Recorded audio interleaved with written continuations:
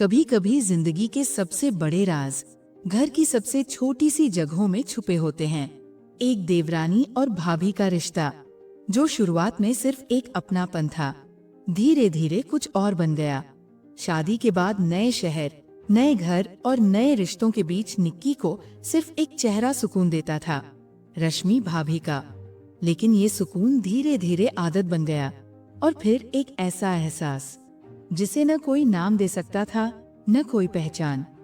पहले भाग में हमने देखा कैसे एक नई बहू अपने ससुराल में खुद को अकेला महसूस करती है, और कैसे रश्मि भाभी की मौजूदगी उसके लिए एक साए जैसी हो जाती है। फिर दूसरे भाग में दोनों की नजदीकियां इतनी बढ़ जाती है कि एक बाथरूम की छोटी सी जगह भी उनके दिलों के बीच की दूरी को मिटा देती है। एक छुअन, एक खामोशी और एक अधूरी सांस, जिसने दोनों के बीच एक ऐसी दीवार गिरा दी जिसे अब वापस खड़ा नहीं किया जा सकता। अब तीसरे भाग में जब घर का हर कोना अब दोनों की नजरों से देखा जाने लगा है, और हर छोटी सी हरकत के पीछे छिपी है एक बड़ी चाहत, तो क्या ये रिश्ता अब किसी मोड़ पर जाएगा या वही रुक जाएगा जहां से शुरू हुआ था? ये जानने के लिए चलिए शुरू करते हैं आज की कहानी। पार्ट 3। सुबह की हल्की धूप पर्दों से छनकर कमरे में आ रही थी, लेकिन निक्की की आंखें बंद थीं और उसके चेहरे पर नींद का नामोनिशान नहीं था। पिछली रात जो अधूरा पल रश्मि भाभी के साथ बीता था, वो उसकी धड़कनों में अब भी जिंदा था। उस पल का रोमांच उसके भीतर इतनी गहराई तक उतर गया था कि अब उसकी सोच का हिस्सा बन गया था। उसने खुद को समझाया कि वो बस एक पल था, एक चूक या भावनाओं का तूफान, लेकिन दिल की गहराई से आवाज आई कि वो चूक नहीं थी, वो एक चाहत थी जो अब संभाले नहीं संभल रही। रश्मि भाभी भी अपने कमरे में अकेली बैठी थी। हाथ में चाय का कप था, लेकिन नजरें कहीं खोई हुई थी। उस स्पर्श की गर्मी, निक्की की कंपाती सांसें और वो अधूरी नजदीकी, सब कुछ उनके सीने में बार बार धड़क रहा था। उन्होंने खुद से लड़ाई की, लेकिन जीत किसी भी तरफ नहीं थी। घर का माहौल हमेशा की तरह शांत था, लेकिन उस दिन कुछ अलग सा महसूस हो रहा था। निक्की अपने दुपट्टे को ठीक करते हुए नीचे आई, और सामने रश्मि भाभी खड़ी थी। दोनों की नजरें मिली, लेकिन किसी ने कुछ नहीं कहा। एक पल की खामोशी में जैसे बीते सारे पल वापस जिंदा हो गए। तभी रश्मि ने हल्की आवाज में पूछा, आज मंदिर नहीं चल रही? निक्की ने सिर हिलाकर मना किया और कहा, थोड़ा सिर भारी है। रश्मि ने भी एक गहरी सांस ली और मुस्कुराकर कहा, फिर मैं भी नहीं जा रही, घर पर ही रहूंगी। ये बात सुनते ही दोनों के दिलों में एक साथ कुछ तेज धड़का। एक ख्याल जो दोनों के जहन में पहले से था, अब सच बनता दिख रहा था। घर के बाकी लोग निकलने की तैयारी में लगे हुए थे। कोई पूजा की थाली समेट रहा था, तो कोई चप्पल पहन रहा था, लेकिन इन दोनों की दुनिया उस हलचल से अलग थी। और जैसे ही दरवाजा बंद हुआ, घर एकदम शांत हो गया। उस सन्नाटे में अब कोई रुकावट नहीं थी। दोनों अब एक ही छत के नीचे थीं, एक दूसरे के साथ, बिना किसी की मौजूदगी के। निक्की का दिल जोर जोर से धड़क रहा था, और रश्मि के कदम अपने आप उसके करीब बढ़ते जा रहे थे। दोनों को पता था, आज कुछ वैसा हो सकता है जो अब तक सिर्फ ख्वाब में था। दोपहर होते होते घर में एक सन्नाटा सा छा गया था। बाहर की चहल पहल अब पूरी तरह गायब हो चुकी थी। निक्की किचन में थी और सिंक के पास खड़ी होकर सब्जियां काट रही थी। उसके बाल हल्के गीले थे, शायद उसने अभी अभी नहाया था या ज्यादा गर्मी के कारण पानी डाला था। तभी रश्मि धीरे से अंदर आई, बिना आवाज किए, और उसकी नजर सीधे निक्की की पीठ पर जाकर ठहर गई। निक्की की कमर पर दुपट्टा थोड़े ढीले तरीके से गिरा हुआ था, और उसकी गर्दन पर छोटी छोटी पानी की बूंदें अब भी चमक रही थी। रश्मि ने नजरें नहीं हटाईं, मानो उन बूंदों के बहाने कुछ और महसूस कर रही हो।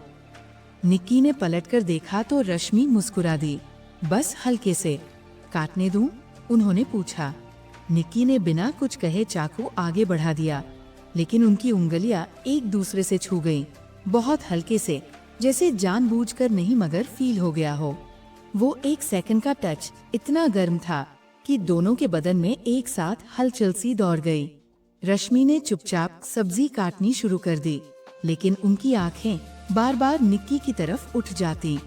एक चुप सी बातचीत वहाँ हो रही थी, जिसमें शब्दों की जरूरत ही नहीं थी। फ्रिज से दही निकालते वक्त निक्की का हाथ ऊपर गया और उसी वक्त रश्मि भी फ्रिज की दूसरी तरफ कुछ ढूंढने लगी।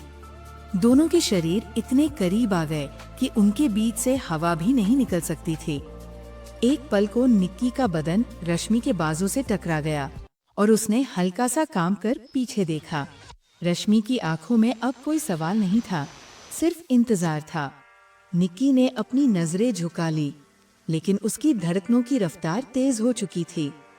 उस छोटी सी किचन में अब सिर्फ खाना नहीं बन रहा था, वहाँ एक रिश्ता पक रहा था। धीरे धीरे, गर्माहट में, छुअन की महक में। शाम के वक्त बारिश हल्की हल्की शुरू हो चुकी थी और खिड़की के कांच पर बूंदें लगातार गिर रही थी। निक्की ने बालकनी से गीले कपड़े उठाकर बाथरूम में डाल दिए थे, लेकिन उसी दौरान उसने देखा कि पाइप से पानी लगातार टपक रहा था। नीचे पानी फैलने लगा तो वो झुकी और नल कसने लगी, पर उसका हाथ भीग चुका था और पकड़ नहीं बन रही थी। तभी पीछे से रश्मि की आवाज आई, रुको, मैं देखती हूँ। रश्मि ने झुककर नल को कसना शुरू किया और उस कोशिश में उनका बदन निक्की के एकदम करीब आ गया। बाथरूम की वो छोटी सी जगह, हल्की सी नमी और एक ही दीवार से टिके दो जिस्म, वहाँ अब सिर्फ सांसों की आवाज थी। जब रश्मि उठी तो उन्होंने देखा कि निक्की के गले से बाल चिपके हुए हैं और चेहरा पसीने और पानी से हल्का चमक रहा है। रश्मि ने बिना कुछ कहे पास रखा तौलिया उठाया और धीरे धीरे उसके गाल पोंछने लगी। उस रेशमी तौलिए के नीचे रश्मि की उंगलियों की हर हरकत जैसे निक्की की रूह को छू रही थी। निक्की की पलकें खुद ब खुद झुक गई और सांसें गहरी हो गई। उस पल में सिर्फ दो ही चीजें जिंदा थीं, रश्मि की उंगलियां और निक्की की धड़कनें। फिर अचानक रश्मि ने उसके भीगे बालों को पीछे किया और कहा, तू ऐसे गीले बाल लेकर घूमेगी तो बीमार पड़ जाएगी। लेकिन उसका लहजा न सख्त था न मजाकिया, वो बस एक बहाना था थोड़ा और छूने का। उन्होंने बालों को उंगलियों से हल्का सुलझाना शुरू किया और निक्की को महसूस हुआ कि उसकी पीठ पर हर छुअन बिजली की तरह फैल रही है। एक पल ऐसा भी आया जब रश्मि की उंगलियां गर्दन की नजदीक पहुंची और वहां रुक गईं। बाथरूम की नमी अब सिर्फ दीवारों तक नहीं थी, वो उनके बीच आ चुकी थी। वो जगह अब सिर्फ गीली नहीं, गर्म भी लग रही थी।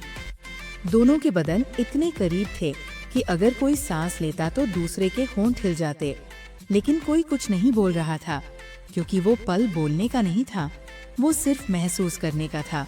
बाथरूम का वो भीगा हुआ माहौल अब दिलों की धड़कनों से भी ज्यादा गर्म हो चुका था। रश्मि ने जैसे ही निक्की की गर्दन से हाथ हटाया, एक पल के लिए दोनों के बीच एक सन्नाटा फैल गया। न कोई कुछ बोल रहा था, न पीछे हट रहा था। निक्की ने धीरे से नजरें उठाई और रश्मि की आंखों में देखा। वहाँ डर नहीं था, बस एक सवाल था, क्या हम सच में ये करना चाहते हैं या ये सिर्फ एक पल की कमजोरी है। लेकिन उस पल में कमजोरी नहीं थी, वहाँ दो औरतों का सच था जो सालों से दबाया जा रहा था। रश्मि ने अपना हाथ बढ़ाया और निक्की की उंगलियों को अपने हाथ में ले लिया, बहुत हल्के से, जैसे वो स्पर्श खुद से भी डर रहा हो।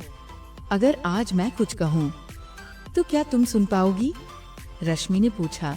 उसकी आवाज कांप रही थी। निक्की ने एक सांस में जवाब दिया, कह दो भाभी, वरना मैं खुद बोल दूंगी। उस जवाब ने दीवार गिरा दी।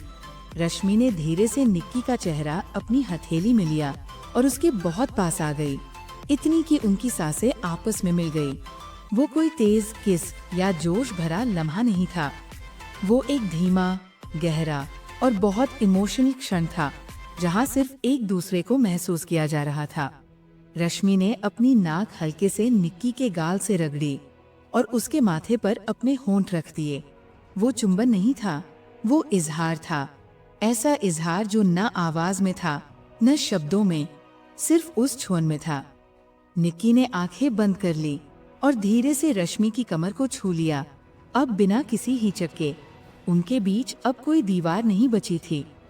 कमरे की नमी, हल्की रोशनी और उनके दिलों की गर्मी, सब कुछ एक साथ था। बाहर बारिश अब तेज हो चुकी थी, लेकिन उस छोटे से बाथरूम में दो दिल और दो जिस्म एक ही तापमान पर धड़क रहे थे।